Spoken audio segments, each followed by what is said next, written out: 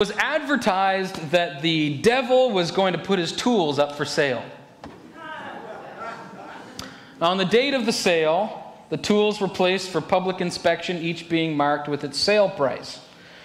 There were a treacherous lot of implements: hatred, envy, jealousy, doubt, lying, pride, and so on.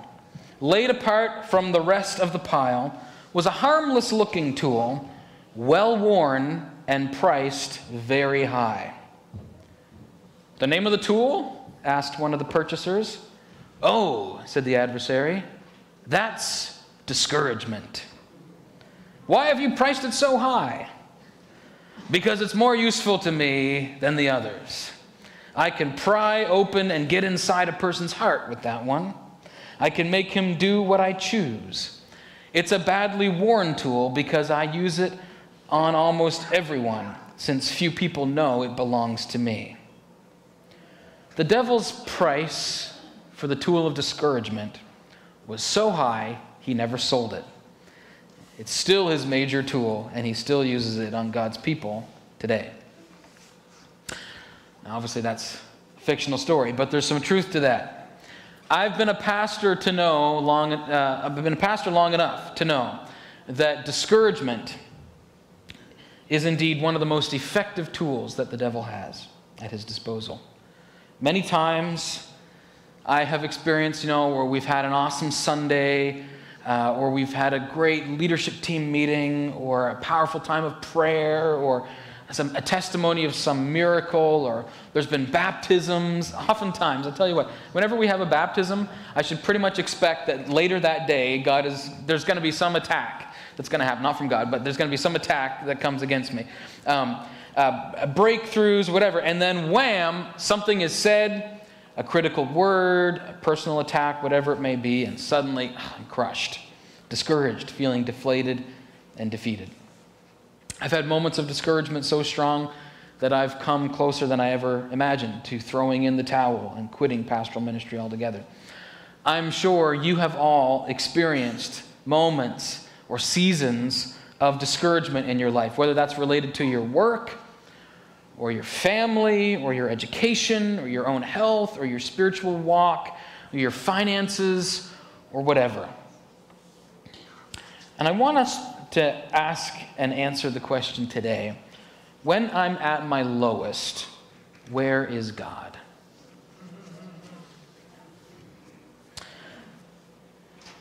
Back in March of 2021, I preached a message from 1 Kings chapter 18 about Elijah and the prophets of Baal. I called it the showdown on Mount Carmel. Some of you maybe remember that. Well, today's message is going to be a sequel to that message, a continuation of the story. What happens next? The empire strikes back, if you will. The title of the message is The Whisper on Mount Sinai, 1 Kings 19. Let's back up and remind you just for a moment of what happened in 1 Kings 18, the previous chapter, the story of the showdown on Mount Carmel that we talked about almost 2 years ago. So at this time in Israel, Elijah is the prophet. Well, we're not quite at that point in the story yet there, Tom. So Elijah's the prophet in Israel. If you want to back up off of that picture. Yeah, it's good, but we're not there yet. We got to save it for the moment, the right moment. Big reveal. It's a little the moment's kind of over now because you've already seen it, but we'll pretend you haven't seen that image yet. Okay, so things have gotten really bad in Israel in terms of the worship of false prophets, and particularly the prophet Baal. And the people of Israel are worshiping Baal more than they're worshiping the one true God. And Elijah is the last remaining prophet of God, and there's all these hundreds of prophets of Baal. And part of the reason is because the king, King Ahab, and his rotten wife Jezebel, the two of them have orchestrated this. Jezebel, her preferred god was Baal, and so she's manipulated her husband, and he's come along right with her to encourage the people of Israel to worship Baal instead of God. So Elijah's the last prophet left, and Elijah says, I've had enough of this. We need to get our nation. Not yet, Tom. We need to get our nation back to worship of the one true God. So he says, we're going to have a showdown on Mount Carmel, and he gets the prophets of Baal, and he comes, and all the people of Israel, and all they come to this Mount Carmel, and they say, here's what we're going to do. We're going to set up, you guys are going to set up an altar to Baal, and then you pray and ask God to light that, or ask Baal to light that altar on fire. And then I'm going to set up an altar to God, and I'm going to ask God to light that altar on fire, and we'll see which God can actually light it through just prayer. So the prophets of Baal set up their altar first, and they pray, and they say, oh Baal, light the fire. And they pray for hours, and they cut themselves, and they dance, and then it's just going really bad for them, and it doesn't happen, of course, because Baal's not real. And then Elijah says, he had enough, it's my turn. He sets up the altar to God. He even gets servants to come and soak it all in water, so it's dripping wet, so it would have to be a true miracle for this thing to light on fire. And then he says, oh God, prove yourself to the people. And then guess what happens? Now's the moment. Boom! Wow, you didn't see that coming, did you? And God lights the altar on fire. Whoosh, and even the stones are burned up. It's so impressive, this display of God's power. And the people of Israel go, oh, of course, we've been wrong, and we need to turn back to God. And a little side note, Elijah has all the prophets of Baal executed, so then they can get back on track. Okay, so this was like a major peak moment of Elijah's life and ministry, right? He's this prophet of God, and I'm sure he was feeling really good after this moment. This is, if you're going to write a biography of Elijah's life, this is the climax, right? I mean, it's amazing. Feeling confident now that Israel has turned a corner on its disobedience to God, and he got to be part of that. Hashtag winning. I mean, this guy he's riding high. But in a very short period of time, Elijah goes from the top, this peak, this moment of amazing power of God and this great moment of his life, to deep discouragement. So what happens? Well, that's 1 Kings 19. The empire strikes back. I always like to bring Star Wars into it. That's part of the contract when I agreed to be the pastor here. There's a certain quota of Star Wars references I have to make. Verse 19. When Ahab, that's the bad king, when he got home, he told Jezebel everything Elijah had done, including the way he had killed all the prophets of Baal. So Jezebel sent this message to Elijah. May the gods strike me and even kill me if by this time tomorrow I have not killed you just as you killed them. This is the critical email after you've just delivered a great presentation. This is that hurtful comment when you get home from a great day at work where you thought you just really shone. Or that's the friend who tells you they don't want to spend time together with you anymore if you continue to bring up God in the conversation after you thought you had a really great chat with them over coffee. Or that's the coach pulling you from the team after you just gave the tryout of your life. Or that's someone tearing you down and chewing you out when everyone else has been telling you you're doing great.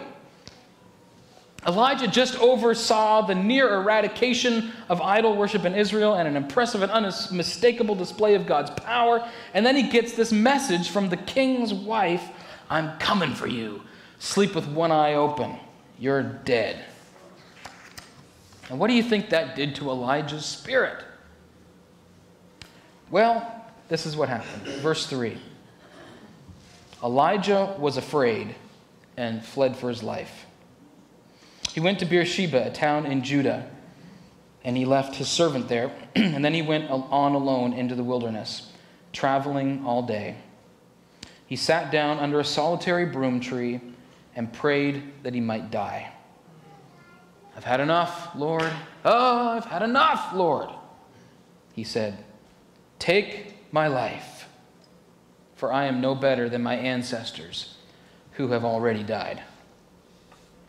He went from way up here to way down here, from major high to major low. And I can relate to that. Man, I know that well. Now, I haven't been suicidal, like he's here wishing his life was over. I haven't been to that point. But I felt that urge to quit, to give up, to run away when the going gets tough. One of the ways I've been able to identify and recognize that those feelings are ultimately spiritual attacks from the enemy is that they often come when things are going really well. The moments when God is using you most effectively, or when you're succeeding and you're doing, you're leaning in well to what God wants you to do in your life. Those are the moments when Satan will attack you most aggressively. And those attacks often come in the form of discouragement. The word discourage, if you break that off into two bits, it's dis and courage, right? It's trying to decourage you, remove your courage, to remove the confidence in you to be who God called you to be and do what God called you to do. So that's where Elijah is in this story. He is just deflated, totally discouraged. And what does he do next? Then he lay down, verse 5, and slept under the broom tree. Oftentimes when we get feeling this way, we just want to sleep. As Shannon Smith in the office says sometimes, some days, you have a bad day, all these things are happening and whatever. We say some days we just want to pull the blanket up over our head and go to sleep and stay in bed. And you might think that's copping out. You got to face all of your fears and all these problems. Well, yes and no, not always. I think that there is something good to be said about sleep. Warren Wiersbe says this: when the heart is heavy and the mind and body are weary, sometimes the best remedy is sleep. Just take a nap. Yeah, that's actually really good advice.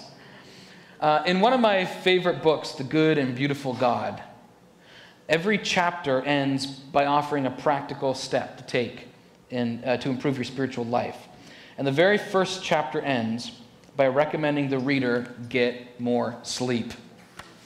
James Bryan Smith, the author, he says, God has designed humanity to spend nearly 1/3 of our lives sleeping. That is a stunning thought. God designed us to sleep, to rest, cycles of rest. Another book I love is The Ruthless Elimination of Hurry by John Mark Comer. If you were here in our church in 2021, we had a whole sermon series on that book. The idea is that it's necessary to have rhythms of Sabbath and rest in our lives. It's absolutely critical to our health and to our spiritual lives. When Hurricane Fiona hit last fall, I remember talking to Ken Vandersteen, my next-door neighbor, and despite all of the tragedy associated with the hurricane, we had this conversation about, it's actually kind of nice. The fact that the power's out and the neighborhood, we're all just sort of coming out of our homes and talking to each other and helping each other, and it's quiet and it's calm, and we're staying home and we're present with the people in our lives and present with our neighbors. It's kind of nice, right? We need more of that. Not the hurricane. We don't need more hurricanes. But we need more rhythms of that in our lives. Rest and retreat is so critical to our mental and spiritual health, and even more necessary when you are discouraged. So I say kudos to Elijah for deciding to sleep under the broom tree that day when he was feeling so discouraged. Now, the question I raised at the start was, when I'm at my lowest, where is God? That's really the question I want to look at today. And we start to get the answer to that question from this moment onward in the text.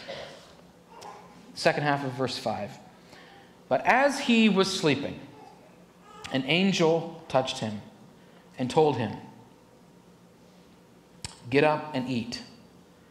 And he looked around, and there beside his head was some bread. Here it comes up again. Bread. Baked on hot stones. Oh, that sounds good. And a jar of water.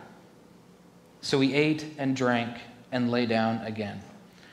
And then the angel of the Lord came again and touched him and said, "Get up and eat some more, or the journey ahead will be too much for you." So he got up and ate and drank, and the food gave him enough strength to travel 40 days and 40 nights to Mount Sinai, the mountain of God. And there he came to a cave where he spent the night. Where was God for Elijah in this moment of deep discouragement, fear, anxiety? God was right there with him. He was right there with him. I've talked before about the goodness of food, how it's one of God's good gifts to us. And then, as I mentioned yesterday in the funeral service, this image of bread was prominent. And here it is again today. God's doing something with bread right now, I guess. And we see here God literally providing Elijah with fresh, warm bread and cool water.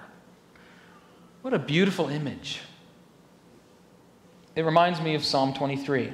You prepare a table before me in the presence of my enemies. If you ever doubt God's loving provision for you in moments of difficulty, think on this moment with Elijah.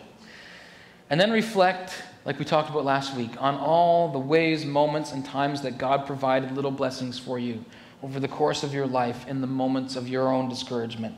The notes and the phone calls and the gifts and the gestures that help to lift your spirit. Those are those little loaves of bread and jars of water from God that we need to give us strength to carry on with the journey. Now, where was Elijah journeying to? It says in the text, he was on his way to Mount Sinai. Why would he go there? Well, some people have thought, Elijah was fleeing. He was trying to get as far away from Jezebel and Ahab as he could to protect himself. But that's not what he was doing. He wasn't pulling a Jonah, right? He wasn't on the run from God or from his calling. He wasn't on the run from his enemies. Mount Sinai was a sacred place, a holy place, among the most sacred places in the Israelite imagination. The same mountain where God met Moses and gave him the 10 Commandments and the law. Sinai was a meeting place. Sinai was a place where you would go to meet with God. That was the image that they had in their mind. So Elijah wasn't running from God in his moment of need. He was running to God. He was retreating to go and spend time with God. So after a 40-day trip south, he arrives at Mount Sinai. He finds a cave in the mountain, and what does he do? It says, well, he sleeps some more. Good. But God wakes him up. Verse 9. But the Lord said to him, "What are you doing here, Elijah?" Elijah replied, "I have zealously served the Lord God Almighty, but the people of Israel have broken their covenant with you, torn down your altars, and killed every one of your prophets. I am the only one left, and now they are trying to kill me too." I love his honesty with God. He said, God, I have tried so hard. I've committed my whole life to you, and I've followed you, and I've served you faithfully, and yet the people are still turning against you, and now they're trying to kill me. I think Elijah was the first Baptist pastor. Lord, they don't listen to anything I say, and now they're trying to get rid of me. Why are you clapping?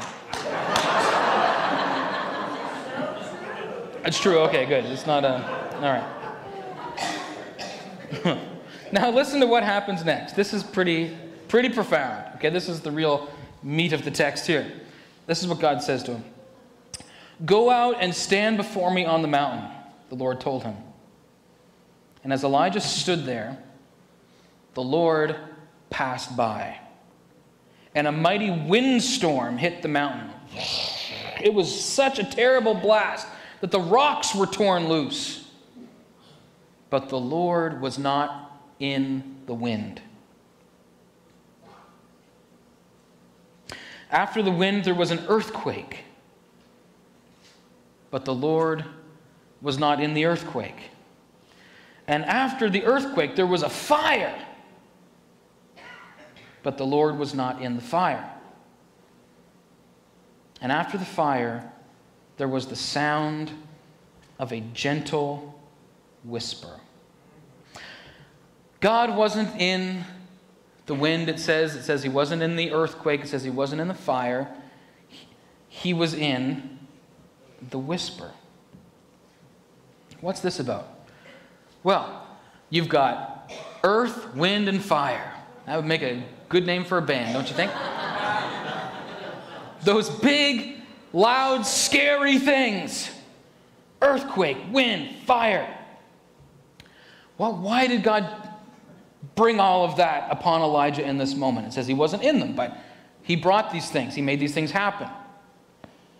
Well, I think these big, loud, scary things were meant to remind Elijah of his power.